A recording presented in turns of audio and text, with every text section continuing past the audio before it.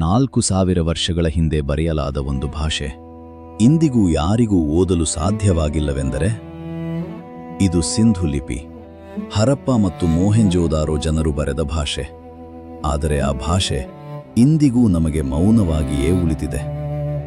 ಈ ಲಿಪಿಯಲ್ಲಿ ಸುಮಾರು 400ಕ್ಕೂ ಹೆಚ್ಚು ಸಂಕೇತಗಳು, ಪ್ರಾಣಿಗಳು, ರೇಖೆಗಳು, ಅಜ್ಞಾತ ಗುರುತುಗಳು.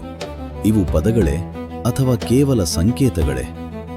ವಿಶ್ವದ ಅನೇಕ ವಿದ್ವಾಂಸರು ಪ್ರಯತ್ನಿಸಿದ್ದಾರೆ, ಸಂಸ್ಕೃತ, ತಮಿಳು, ಸುಮೇರಿಯನ್, ಆದರೆ ಯಾವುದೂ ಸಂಪೂರ್ಣವಾಗಿ ಹೊಂದಿಕೆಯಾಗಲಿಲ್ಲ.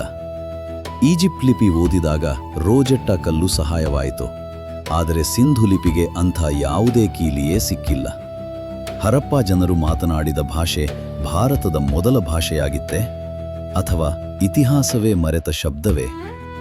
ಒಂದು ದಿನ ಈ ಲಿಪಿ ಓದಿದರೆ ಭಾರತದ ಇತಿಹಾಸವೇ ಹೊಸದಾಗಿ ಬರೆಯಲ್ಪಡಬಹುದು. ಅವರಿಗೆ ಸಿಂಧು ಲಿಪಿ ಮೌನದಲ್ಲೇ ಮಾತನಾಡುವ ರಹಸ್ಯ.